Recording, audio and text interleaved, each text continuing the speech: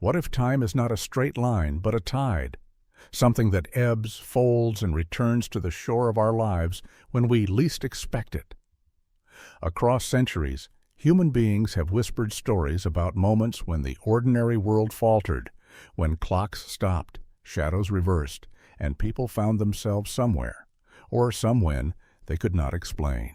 From physicists charting equations of space-time to storytellers tracing myths of gods and portals, our fascination with time is as old as consciousness itself. Time is the quiet architecture of our existence. It holds every heartbeat, every choice, every trace of what once was. Yet it also hides. Beneath the surface of recorded history lies a deeper current, hints that the past and future may not be sealed away, but still touch us fleetingly through cracks in the present. Some call these coincidences. Others call them impossible. Science offers comforting order, seconds, minutes, years, all marching forward. But nature rarely obeys human symmetry.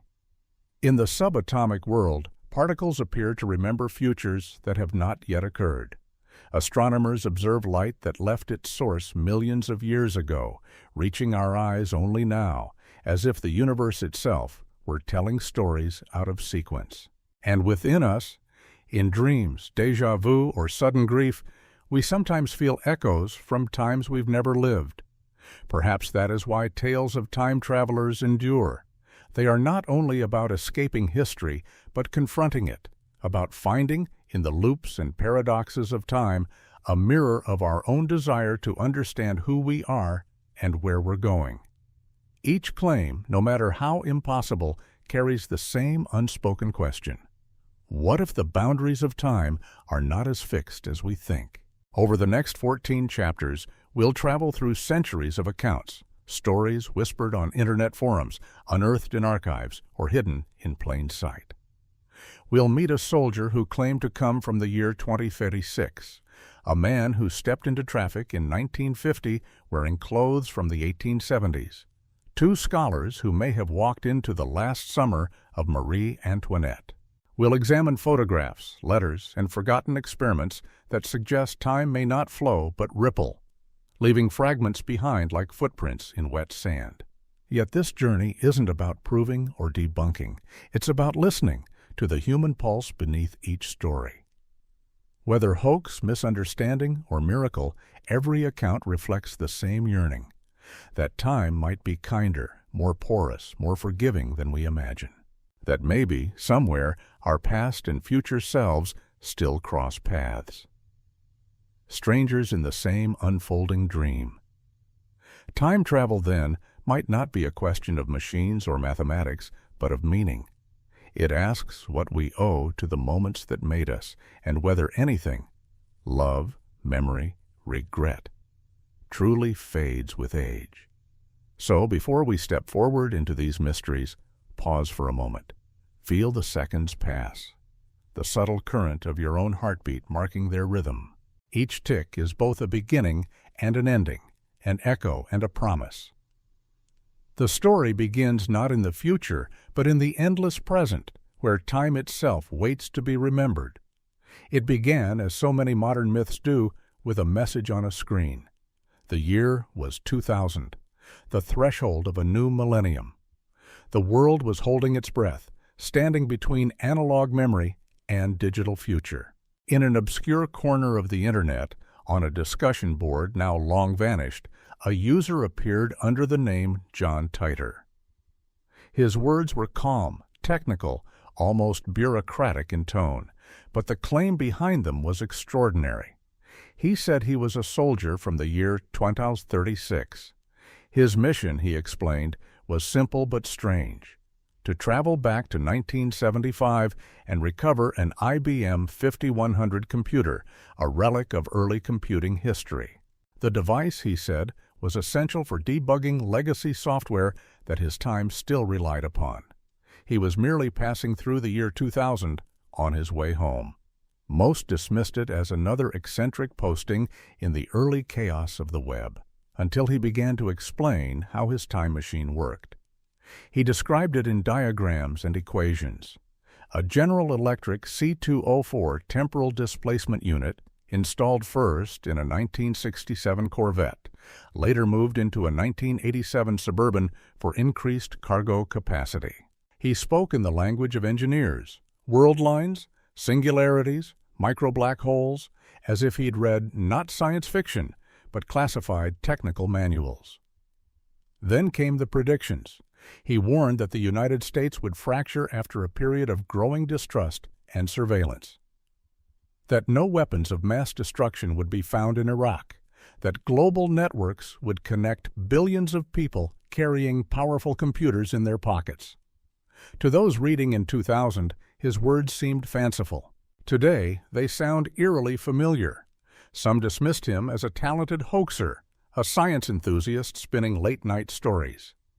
But others noticed details too precise to ignore. He knew of hidden diagnostic functions inside the IBM 5100 that weren't publicly known until years later.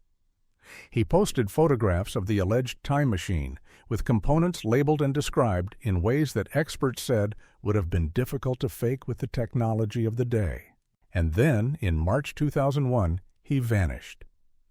His final message read like a note left on a hotel nightstand. "I'll be leaving this world line shortly, and this will be my final post. There are only a few safety items I need to check before I leave." No farewell, no epilogue, only silence. As the years passed, the legend of John Titor grew. Forums multiplied, archives were combed, and physicists debated the technical plausibility of his machine. Some tried to reconstruct his diagrams, others analyzed his writing style for clues.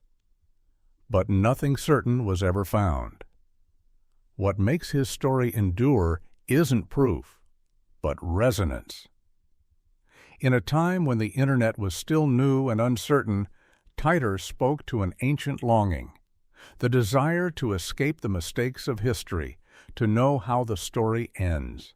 He seemed less a messenger from the future than a mirror of our present, reflecting our fears of division, our dependence on technology, and our quiet hope that somewhere ahead humanity might still survive its own inventions. Perhaps Titor was real. Perhaps he was only a myth born in the glow of early monitors. Yet myths endure because they tell us something true, not about time, but about ourselves. We are a species forever looking forward and backward at once, caught between nostalgia and prediction. And somewhere, in the shifting archives of the early web, a message still waits in the dark. A man from the future, typing across the years, asking us to listen. It happened on a warm June evening in 1950, a night thick with city light and the noise of traffic.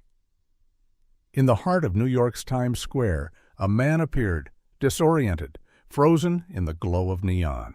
Witnesses later said he looked as though he had stepped out of another century. Seconds later, he was struck by a taxi and killed instantly. His name, according to the papers found in his pocket, was Rudolph Fens. But everything else about him defied reason. He wore a black frock coat and buttoned boots, the kind fashionable in the 1870s. His clothes were immaculate, not aged or worn, as if he had bought them that very morning. In his pockets were strange relics, brass buttons, a copper token for a beer at a tavern that had been demolished nearly 80 years earlier, and $70 in banknotes long out of circulation. No driver's license, no ration cards, no identification from the modern world, only a pocket watch engraved with ornate initials, still ticking. The police assumed at first that he was a confused eccentric, perhaps an actor or collector. But Captain Hubert V. Rime of the Missing Persons Bureau began digging deeper, tracing the name through records that led him backward in time. There, in an old ledger from 1876, he found something impossible, a report for a missing man named Rudolph Fens, aged 29, who had vanished one evening while walking near his home. The description matched the dead man precisely, from his height and eye color to the scar on his left hand. Rime checked further. In a 1939 telephone directory, he found a listing for Rudolph Fens Jr. When contacted, the elderly man confirmed that his father had disappeared mysteriously in 1876 and had never been found. He even produced a photograph. It matched the accident victim exactly, not merely in resemblance, but in identity. The file was quietly closed. Officially, it became just another unsolved death in the chaos of mid-century New York. Unofficially, it haunted the detectives who worked it. How could a man step out of the past wearing clothes and carrying money untouched by time? The story might have been forgotten, dismissed as urban legend, if not for the meticulousness of those who preserved it. The witness accounts align, the artifacts existed, and no reasonable explanation ever surfaced. Some proposed a hoax, a deliberate staging, but who would go to such lengths for no reward, and why would the man die in the process? Over the decades, the legend of Rudolf Fens evolved into one of the most haunting time anomalies ever recorded. To skeptics, it is a tale of mistaken identity. To dreamers, it is proof that the barrier between past and present is thinner than we think. Perhaps Fens had wandered into some temporal corridor, a wrinkle where moments fold over one another like pages in a well-worn book. Or perhaps, more simply, he had never left at all. There is something deeply human about the image of that lost man, standing in the middle of Times Square, surrounded by lights that his mind could not name. The future roaring past him in engines and noise. For one instant, the centuries met, a single fragile intersection of what was and what would be. And then, just as suddenly, it was gone. Every era leaves behind its ghosts. Some are made of memory, others, perhaps, of time itself. It began as an ordinary summer afternoon, two women strolling through the gardens of Versailles, notebooks in hand, the air heavy with the scent of roses and the hum of cicadas. The year was 1901, and the world, though changing rapidly, still felt anchored in order and reason. Both women, Charlotte Ann Moberly and Eleanor Jourdain, were Oxford-educated scholars, sensible, skeptical, and disciplined in thought. They had come to France not to chase ghosts, but to study history. Yet what they experienced that day would make them part of it. As they wandered toward the Petit Trianon, a small estate once beloved by Marie Antoinette, the air around them shifted. The sunlight dimmed, colors drained from the landscape, and an unnatural stillness settled over the gardens. Birds stopped singing. Even the wind seemed to hesitate. They began to notice people, strangers dressed in 18th century clothing, a man in a tricorn hat carrying a wheelbarrow. Two women in long gowns crossing the path, their movements deliberate, silent. There was something strangely flat about the scene, as if the air itself had thickened into paint. At first, Moberly thought they had stumbled onto a historical reenactment, but there were no signs of a performance, no spectators, no modern sound. The atmosphere felt dreamlike, oppressive, she would later write, as though we had walked into another dimension of existence. Then, by a small bridge near the Trianon, they saw her. A young woman in pale dress, sitting on the grass with a sketchbook, glancing up briefly before returning to her drawing. Her face was delicate, her expression melancholy, her hairstyle unmistakably that of Marie Antoinette. The recognition was instantaneous and inexplicable. Moments later, a man in a dark cloak appeared, gesturing for them to turn away. His tone was urgent, though his words were unclear. They obeyed instinctively. When they finally reached the main palace grounds again, the world seemed to return to normal. Sunlight bright, people laughing, a brass band playing in the distance. They said nothing at first. Who would believe them? But days later, when they compared notes, they discovered their memories matched in startling detail. Determined to understand what had happened, they began a decade-long investigation, consulting maps, archives, and records. To their astonishment, every detail they had described corresponded precisely to the layout of Versailles in 1789, the summer before the French Revolution. Paths that no longer existed, structures that had been demolished. Even the clothing they recalled matched historical accounts down to buttons and lace. When their book, An Adventure, was published in 1911, it caused both fascination and controversy. Spiritualists embraced it as evidence of time echoes. Scientists dismissed it as shared hallucination. Yet what made their case impossible to ignore was their credibility. Both women were respected academics, rational, composed, and consistent in testimony. They had nothing to gain from fabrication. More than a century later, the Versailles time slip remains one of the most studied temporal anomalies in history. Some researchers now suggest they may have experienced a place memory, an environmental imprint of the past that replayed like a recording. Others believe they momentarily crossed into another layer of time entirely, but perhaps the truth lies somewhere quieter. In their account, there is a lingering tenderness, not fear, but awe. Two scholars, accustomed to the certainty of dates and documents, found themselves face to face with the living past. And in that fragile encounter, they glimpsed something that every historian secretly yearns for, not just to study history, but to feel it breathing beside them. When they left Versailles that evening, the sun had returned, the world restored to its familiar order. Yet both women would later admit that a part of them had stayed behind, wandering still through the gardens of 1789, where time itself had forgotten to move. The letter arrived in 1955, handwritten, detailed, and impossible. It was addressed to Morris K. Jessup, an astronomer and author known for his research into UFO phenomena. The sender identified himself as Carl Allen, or sometimes Carlos Allende, a merchant seaman who claimed to have witnessed something in 1943 that no one was supposed to see. His story began in the Philadelphia Naval Shipyard during the height of World War II. According to Allen, the U.S. Navy had been testing a device meant to make ships invisible to radar. What he claimed to witness that day, however, went far beyond invisibility. The ship in question, the USS Eldridge, shimmered, blurred, and then vanished entirely. A flash of greenish light swallowed it.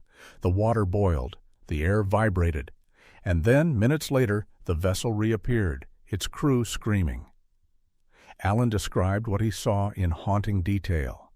Sailors emerging from the deck, disoriented, some burned, some fused into the metal hull itself. Others, he claimed, vanished before his eyes, reappearing days or weeks later, confused, aged, or changed. Some, he wrote, were not anchored in time anymore. Jessup, a scientist by training, read the letter with both fascination and dread. Allen's language was erratic, his tone urgent, yet the technical details of electromagnetic fields and unified field theory were disturbingly accurate for a man of his background. He spoke of bending space-time, of a field that could twist light around matter, ideas that echoed Einstein's work, though they had never been applied to naval engineering. When Jessup tried to verify the claims, he found that the Eldridge's logs from October 1943 were missing. Several crew members could not be located.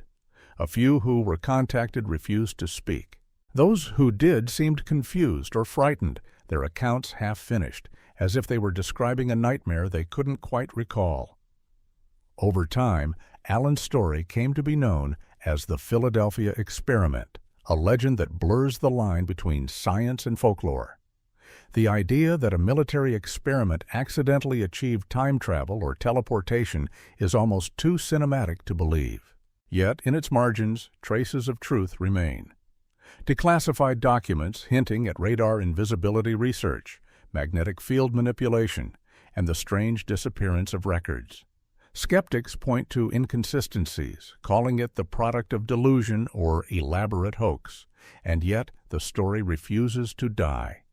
It surfaces again and again, in classified discussions, in naval rumors, in whispered accounts from engineers who heard something but never saw it themselves. The image that endures is chilling. Sailors phasing in and out of solid matter, walking through walls, trapped between seconds. A vision of humanity brushing against forces it barely understands. What makes this story more than a myth is what it reveals about our curiosity and our hubris. The Philadelphia experiment is less a tale about government secrets than about the human impulse to push beyond the visible, to command time and space as if they were obedient servants. We seek control, and yet every time we touch the unknown, it touches back. Carl Allen's letter may have been the product of imagination, or perhaps he truly saw something no one was meant to see. A glimpse of a universe where time can fold and men can vanish between the ticks of a clock. When Jessup died in 1959, his car filled with exhaust fumes in a quiet Florida park. Many said he had taken the secret with him. Others believed he'd finally joined the sailors he could never stop thinking about, drifting somewhere in that blurred space between now and never. Some stories, once told, never returned to port. Hollywood, 1928. The premiere of Charlie Chaplin's new film, The Circus, had drawn a glittering crowd to Grauman's Chinese Theater. Cameras whirred, bulbs flashed, and reels of black and white film preserved every moment, a time capsule of an age before sound and color transformed the movies. For decades, that footage rested quietly in the archives, a relic of cinema's golden dawn. Until one evening in 2010, a film researcher named George Clark noticed something that should have been impossible. In a background shot, amidst the crowd of onlookers and clumsy newsreel cameramen, a woman walked past. She wore dark clothing, a heavy coat, and carried a small black object pressed to her ear. She was speaking into it, pausing, smiling faintly, then continuing as though in conversation. At first, Clark assumed it must be a hearing aid, but the shape was unmistakable. Rectangular, palm-sized. In her hand was something that looked like a cell phone, though the year was 1928. 4 decades before mobile communication existed in any form. He slowed the footage frame by frame. The woman's posture, her absorbed expression, even the casual way she held the device, all screamed modernity. Yet she moved among the 1920s crowd unnoticed. No one turned, no one stared. It was as if she were invisible to them, or simply out of place in ways they could not comprehend. Film experts verified the footage. No digital manipulation, no optical trick. Kodak confirmed the reel was authentic. The woman, whoever she was, had truly been there that night. And the object she held had truly been filmed. The discovery triggered a storm of speculation. Some claimed it was an early wireless prototype, others a hoax or optical illusion. But to many, it felt like something else, a glimpse through a temporal keyhole. The woman's clothing, while period-appropriate at first glance, bore subtle anachronisms, unusual fabric, sharp seams, a cut unfamiliar to costume historians. Even her hairstyle seemed ever so slightly wrong, as though imitating an era she had only studied, not lived. And then there was the strangest detail of all. Her presence went unacknowledged. In a time when such a device would have been beyond imagination, not a single person around her reacted. Did they not see her? Or was the camera capturing something our eyes were never meant to perceive, a visitor walking unnoticed through history? No record of the woman exists. She was not on the guest list, not among the film's staff, not a known socialite or journalist. She appeared from nowhere and vanished into the crowd, leaving only a few blurred frames as evidence. To some, it is proof of time travel. To others, a simple curiosity magnified by modern imagination. But perhaps the deeper mystery lies not in whether she was from the future, but in why her image moves us still. Because within those few seconds of film, we see ourselves peering backward across a century, searching for traces of what might come next. The footage reminds us that time itself is cinema, a series of frames, one after another, giving the illusion of continuity. And just as a projector flickers between images too fast for the eye to catch, perhaps moments from different eras overlap for an instant, long enough for one woman to walk through a crowd, phone in hand, whispering to someone in a century yet to be born. We watch her now as she once watched us, both of us ghosts in each other's reels. It started with a leak, a small, ordinary inconvenience, the kind of thing that fills a Saturday afternoon. In August 2006, Håkan Nordqvist, a man from Växjö, Sweden, crouched beneath his kitchen sink with a wrench and a flashlight, ready to tighten a pipe. But when he reached into the cabinet, his arm disappeared farther than it should have. The wall behind the sink, solid plaster and wood, seemed hollow. Curiosity replaced irritation. Håkan leaned closer, pushed aside the boards, and found a space. A dark opening just wide enough to crawl through. He should have stopped. Instead, he slid in. On the other side, he found himself in another kitchen. The same layout, the same window, the same smell of coffee and pine floors. But everything was subtly different. The light was brighter, the air cleaner, and the appliances wrong. Sleek surfaces responded to touch and gesture. Screens glowed softly from the walls, furniture adjusted itself like something alive. And sitting at the table was an older man, watching him calmly, the same eyes, the same scar on the hand. It was himself, perhaps 35 years older. The elder Håkan didn't seem surprised. He smiled as though he'd been expecting the visit. They talked for hours, or maybe minutes. Time has its own rhythm in stories like this. The older man explained that this kind of crossing sometimes happens, and that he'd long since accepted it. They compared lives, shared laughter, and marveled at their meeting. Before he left, the older Håkan took a small, gleaming device, something like a laser pen, and etched a tattoo onto his younger self's arm. His name and birth date, written in a futuristic script, the skin healing instantly. "So you'll remember," he said. Then, as suddenly as it had appeared, the tunnel closed. When Håkan turned around, he was back in his ordinary 2006 kitchen, the light duller, the hum of traffic returning through the window. Days later, he noticed the tattoo still there, unscarred, unlike any ink he had ever seen. And he had a photograph. Two men, one middle-aged, one elderly, smiling side by side, both unmistakably the same person. Experts examined the image. Facial recognition software confirmed the likeness. The tattoo's composition baffled chemists. The ink contained elements unknown in conventional pigments, arranged in molecular patterns that suggested technology beyond current capability. Yet the kitchen wall showed no sign of disturbance. Builders and inspectors found nothing, only solid concrete where Håkan swore the tunnel had been. He never sought fame or money. He told his story reluctantly, quietly, to local journalists. Those who met him found no sign of delusion, only a craftsman, practical and steady, who had seen something extraordinary and was trying to live with it. Was it a dream? A hoax? A slip in the weave of reality? Perhaps what makes Håkan's story so haunting is not its proof, but its intimacy. Unlike tales of machines or experiments, this was an encounter with the self, a conversation across time, an act of recognition. Every person wonders what they'll become. Few ever get to shake hands with the answer. When asked what he remembered most, Håkan didn't mention the technology or the tattoo.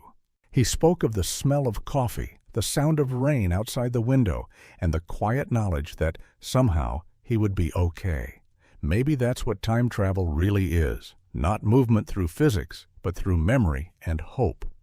A bridge between who we are and who we still might be. In 1901, off the rocky coast of the Greek island Antikythera, a group of sponge divers descended into the clear blue waters and stumbled upon a wreck unlike any they had ever seen. Amid broken amphorae and statues of forgotten gods lay a lump of corroded bronze, no larger than a shoebox, intricate, heavy, and fused by centuries of salt. It looked at first like nothing more than debris, yet inside that ruined mass lay gears upon gears, each carved with impossible precision. What they had found would later be called the Antikythera mechanism, and it would rewrite everything historians believed about the ancient world. When researchers began to study it, the artifact defied explanation. Its interlocking bronze wheels and etched markings weren't decorative, they were mathematical. As the crust was carefully removed, a pattern revealed itself, a system of gears capable of tracking the movements of the sun, the moon, and the planets. It could predict eclipses decades in advance and mark the dates of the Olympic Games with uncanny accuracy. It was, in every sense, a computer, built more than 2,000 years ago.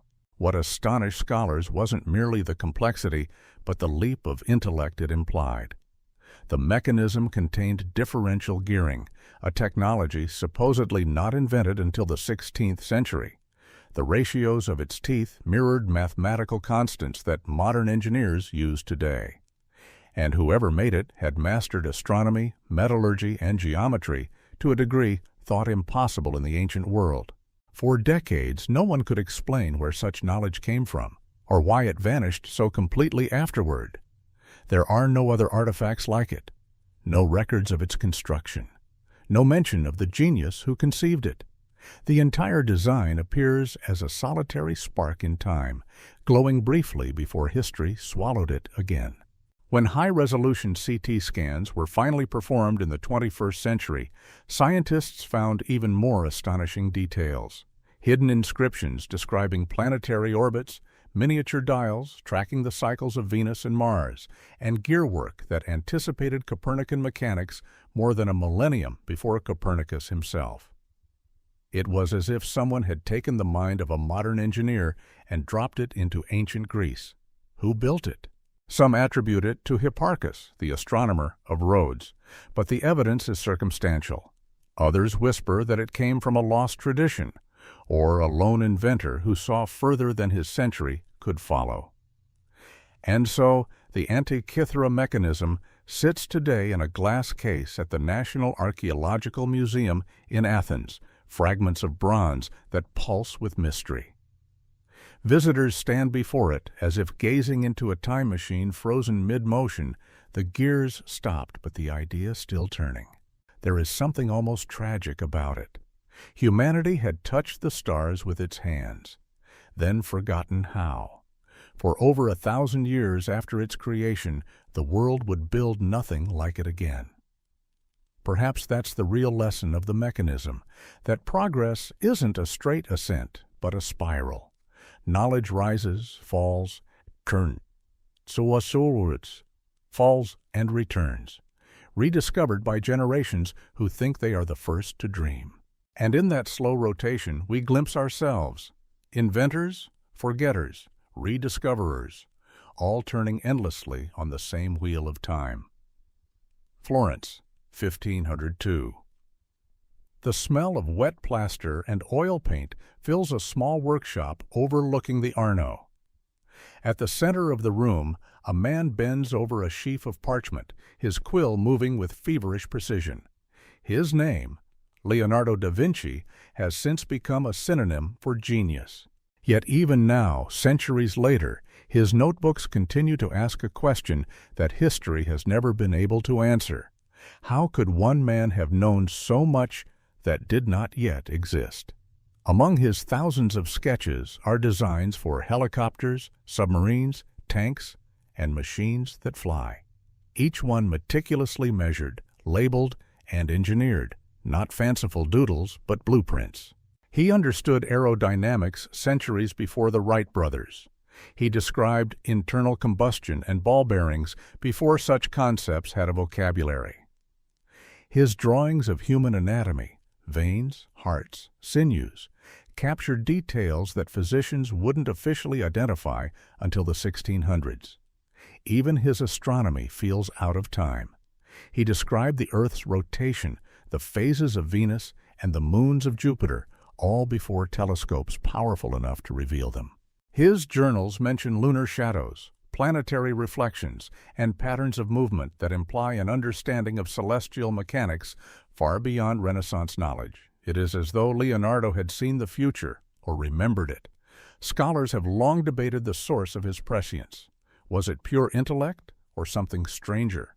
Some researchers have noticed peculiarities in his handwriting.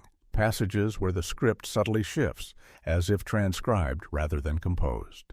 Certain pages of his Codex Atlanticus contain formulas that use mathematical notation not invented until Newton's time. Even the geometry of his mechanical sketches reveals a sophistication that feels post-industrial. And yet, Leonardo never built most of what he drew. He seemed haunted by his own imagination, as if he were chronicling visions from another world rather than inventions for this one. His journals are filled with moments of awe and melancholy. "For once you have tasted flight," he wrote. "You will walk the earth with your eyes turned skyward, for there you have been, and there you will long to return." Some see in that line the poetry of a dreamer. Others hear the memory of a traveler. If he truly was a man centuries ahead of his time, the question is not merely how, but why.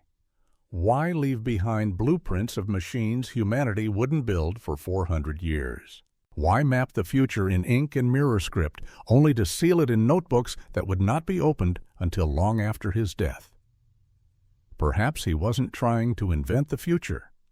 Perhaps he was preserving it, ensuring that when the world was ready, the knowledge would be waiting. When we look at Leonardo's pages today, we see not a man out of place, but a bridge. His mind stood between eras, one foot in the Middle Ages, the other somewhere we have yet to reach. In his eyes, invention was memory. Art was prophecy, and in every delicate line of his drawings, we sense the quiet hum of a mind that may have belonged just slightly to another time. On the surface, Bold Street in Liverpool looks like any other shopping street, cafes, bookshops, and the murmur of everyday life. Yet for more than half a century, it has been whispered about as one of the strangest places in Britain. Locals call it a time pocket, a stretch of pavement where the past and present sometimes collide. The first reports surfaced in the 1960s, people claiming that, for a few moments, they had stepped backward in time. But it was the incident in July 1996 that truly etched Bold Street into the map of modern folklore. That afternoon, Frank and Carol Sayer, a middle-aged couple, were out shopping. Frank went into a bookstore while Carol waited outside. When he emerged, the world around him had changed. The bright modern storefronts were gone, replaced by small family shops with hand-painted signs. The cars were older, rounded, gleaming, and the people dressed as if it were another era entirely. He stood there, bewildered, his mind refusing to make sense of what his eyes were telling him. A young girl brushed past him wearing a 1960s skirt and carrying a handbag that looked like it belonged in a museum. She smiled politely, untroubled by his confusion. Then, just as suddenly, the scene snapped back. The shops, the sounds, the street, all modern again. Frank stumbled back inside the bookstore, pale and trembling. When he later described what he'd seen, historians found his account uncannily accurate, right down to the names and signage of shops that had existed on that street in the early 1960s, details no one could have recalled from memory. He was not alone. Over the years, hundreds of similar experiences have been reported, shoppers stepping into boutiques that vanish when they leave, people walking into fogs of stillness where the air feels thick and electric. Some find themselves surrounded by horse-drawn carts and gas lamps. Others wander into the 1970s and glimpse themselves reflected in windows decades younger. Security cameras have occasionally caught hints of these anomalies. Brief moments where pedestrians appear to freeze mid-step or move against invisible obstacles, their surroundings subtly distorted by unseen light. Scientists studying the area have noted unusual electromagnetic readings beneath the street, tied to the old tunnels and sandstone chambers that run beneath the city. Geological surveys found mineral formations capable of influencing magnetic fields, leading some researchers to speculate that Bold Street sits atop a natural time distortion zone. It sounds absurd until you listen to the witnesses. Their stories converge with eerie precision. The same period details, the same sense of stillness, the same abrupt return. It's as though the past lies just beneath the surface of the present, and sometimes, for reasons we do not yet understand, the curtain between them lifts. Skeptics call it mass suggestion, or the brain's tendency to fill gaps in perception. Yet even they admit something odd happens there, a blending of memory, history, and consciousness that feels larger than coincidence. Perhaps Bold Street is not a doorway, but a mirror, reflecting how deeply time is woven into our minds. Every street, after all, is layered with ghosts, generations walking the same ground, their footsteps overlapping in an invisible chorus. Maybe on certain days, in certain places, those echoes grow loud enough to hear. For those who've lived it, the experience changes everything. They describe a strange nostalgia, not for their own past, but for a time they never lived, a fleeting connection to the vast continuum of human life. Whether Bold Street is a glitch in the universe or simply in ourselves. It reminds us of a quiet truth. Time is not a wall we move through, but a river flowing through us, and sometimes it carries us briefly back to where we came from. He spoke in whispers, eyes closed, voice calm as the tide. For more than 40 years, Edgar Cayce lay upon a simple couch in his Virginia Beach home and drifted into what he called the sleep. From that state, half dream, half trance, he answered questions that no waking man could. People came from across the world to ask about illness, destiny, even the shape of the soul. He never charged much, never sought fame, and yet his name would echo through the decades as the sleeping prophet. Between 1901 and 1944, Cayce gave more than 14,000 recorded readings, each documented by stenographers who watched as his breathing slowed and his words changed. He spoke of the body as if reading it from within, describing organs, blood chemistry, and psychological states with accuracy later confirmed by doctors. But it was his glimpses of the future that truly defied explanation.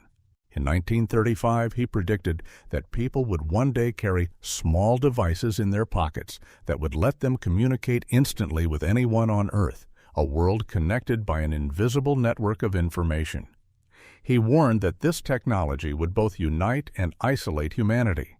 He described DNA long before its discovery, suggesting that the pattern of the body is held in the seed of every cell. In the 1920s, he spoke of healing through manipulation of genes, what modern science would later call gene therapy. His words wandered far beyond medicine. He foresaw oil fields in regions not yet drilled, changes in global weather patterns, the rise of satellite communication, and human voyages to the moon. He even hinted that Mars once held water, a claim that NASA would confirm decades later.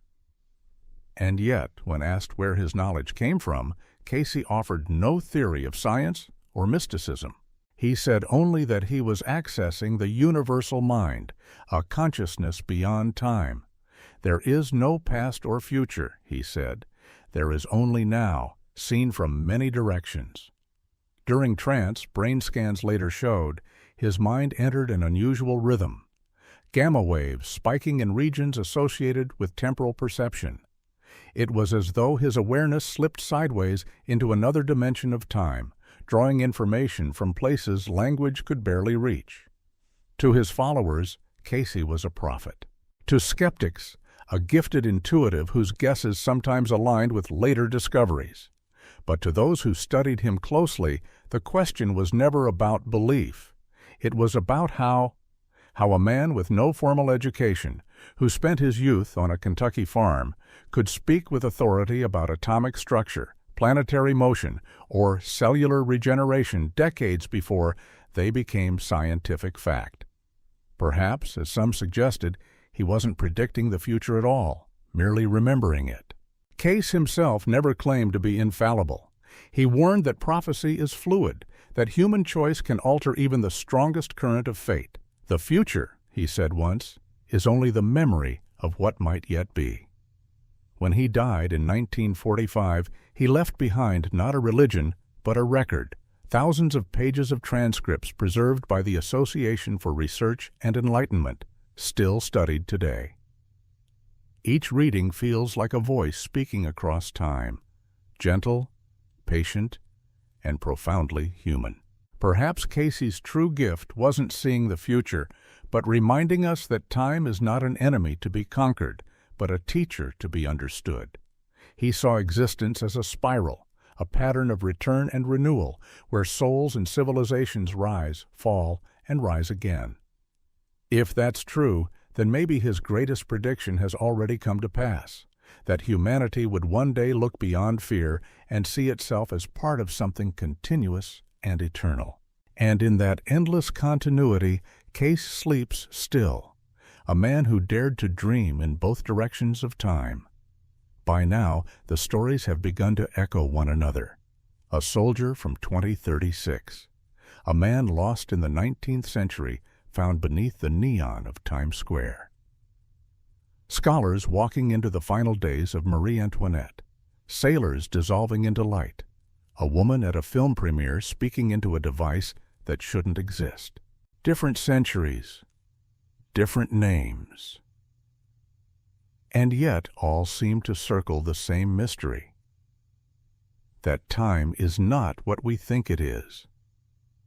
Science tells us that time is a dimension woven with space into a single fabric, space-time. Einstein's equations showed that gravity is not a force, but a curvature of that fabric, bending under mass like a sheet under a weight. What he didn't predict was how this concept would transform our imagination. Once we saw time as a river. Now we see it as a landscape, one we might, in theory, learn to traverse.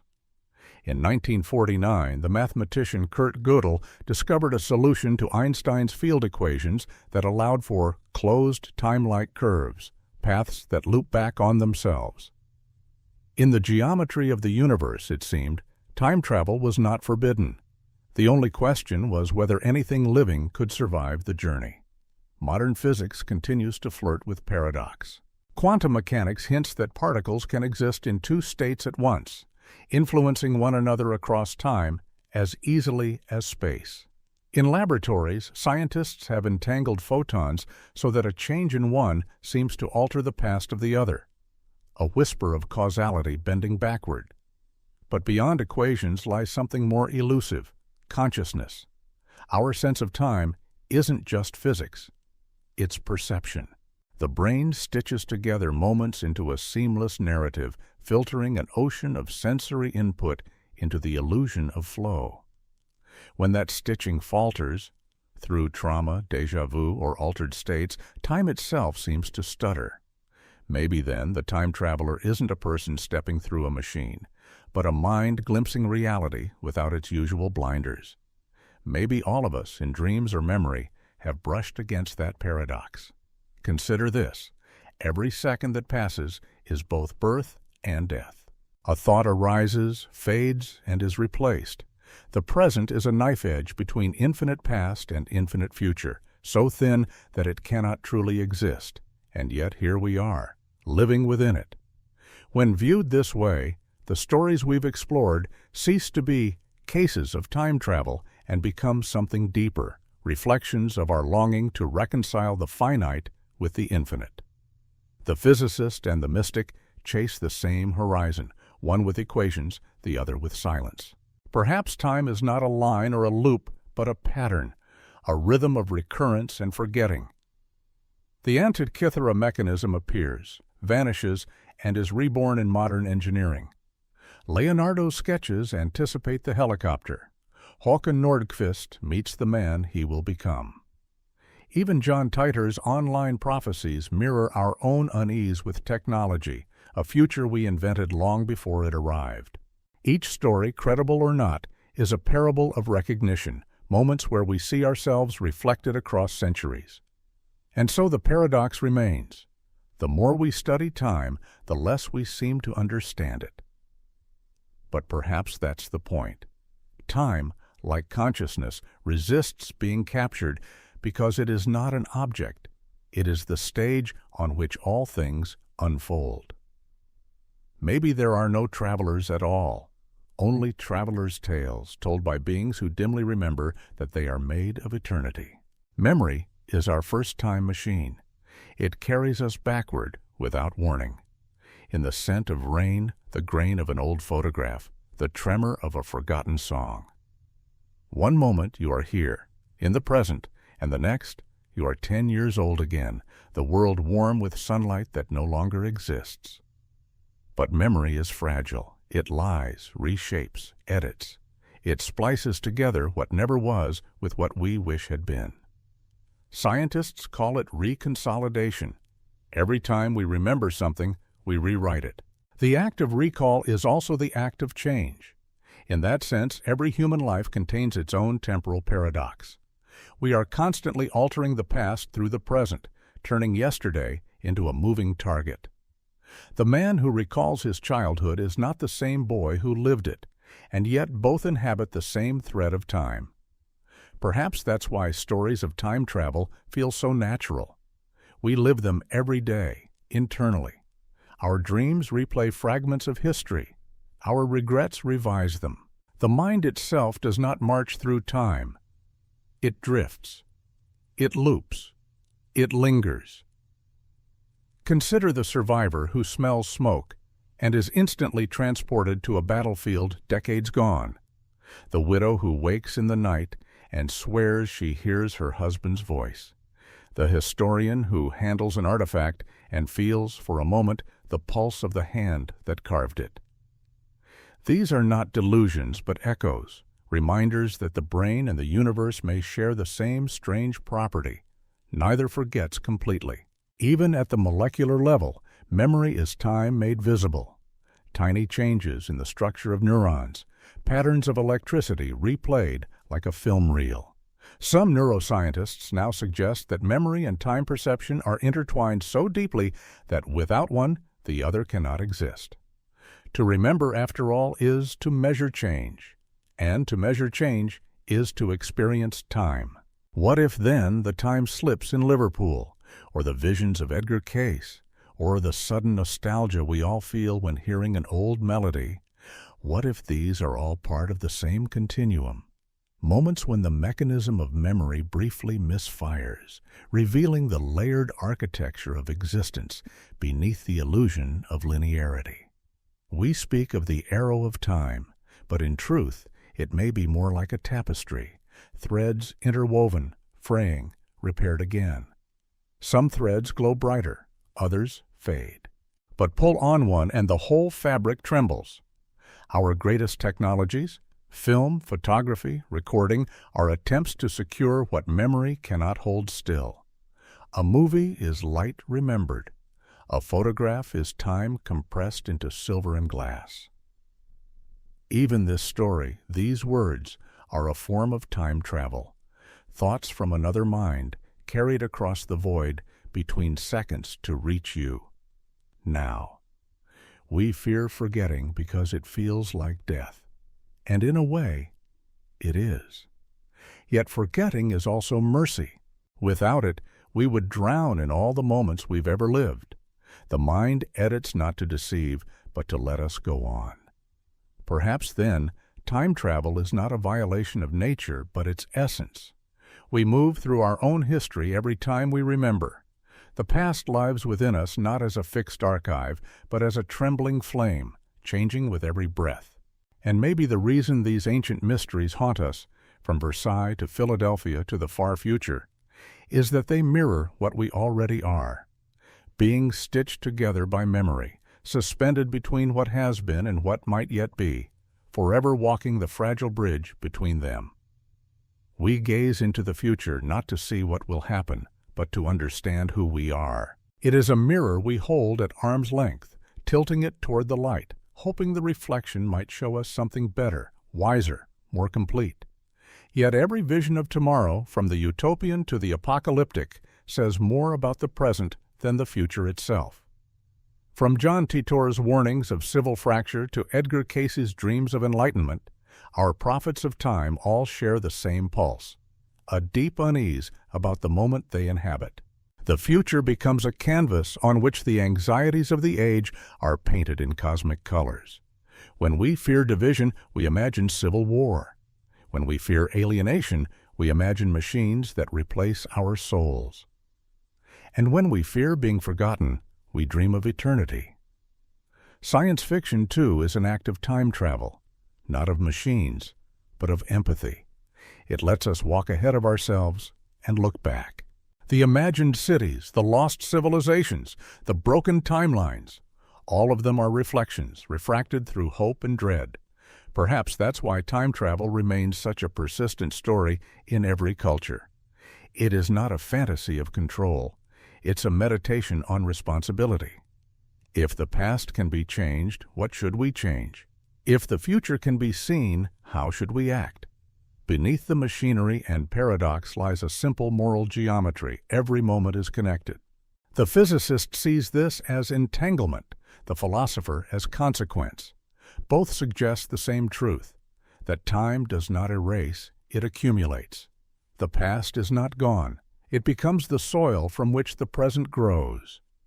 When we dream of visiting the future, what we truly desire is reassurance that our struggles matter, that the chain of history continues unbroken.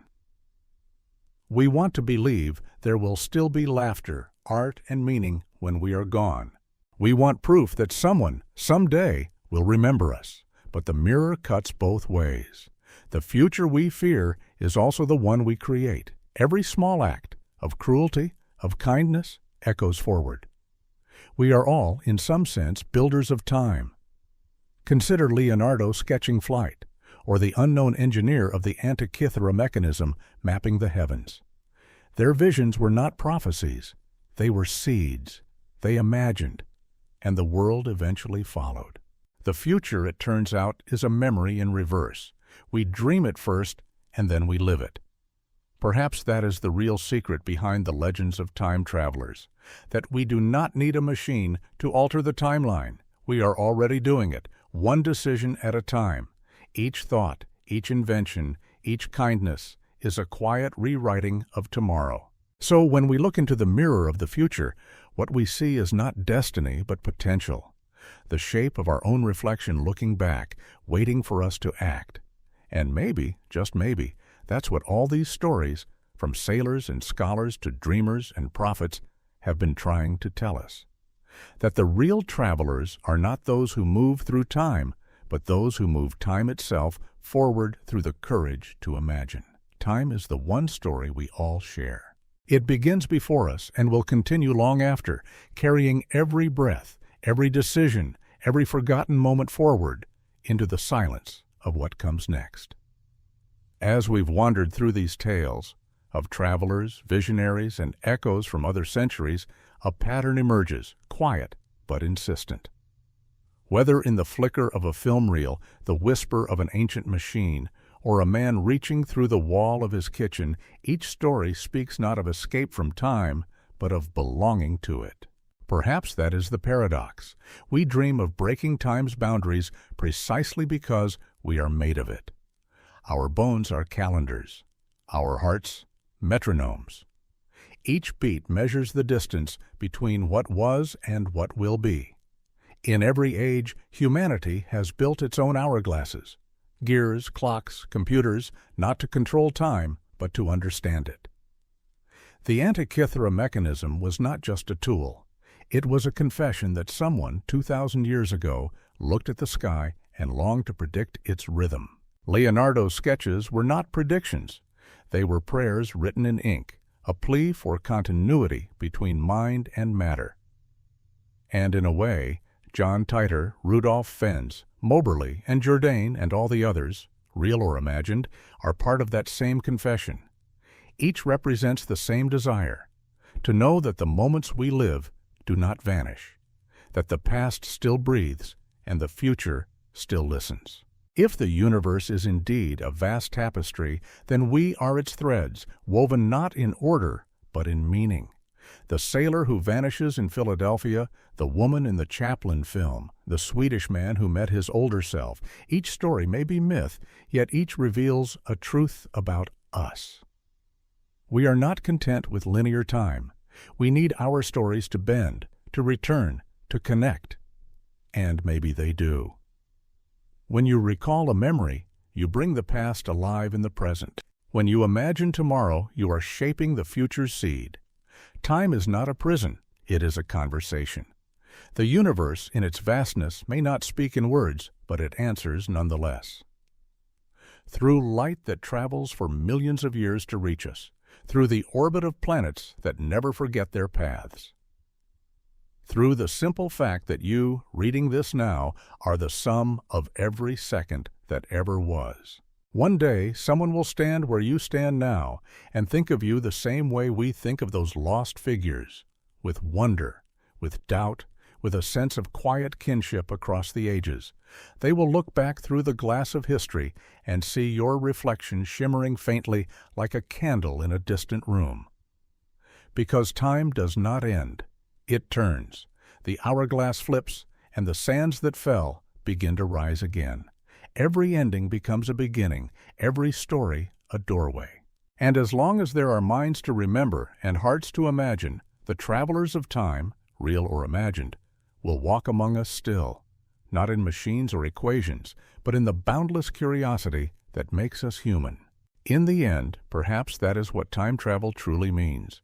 To feel, even for an instant, that the boundaries between yesterday, today, and tomorrow are illusions, and that all of it, the entire shimmering expanse of existence, is happening right here, right now, in the endless turning of the hourglass.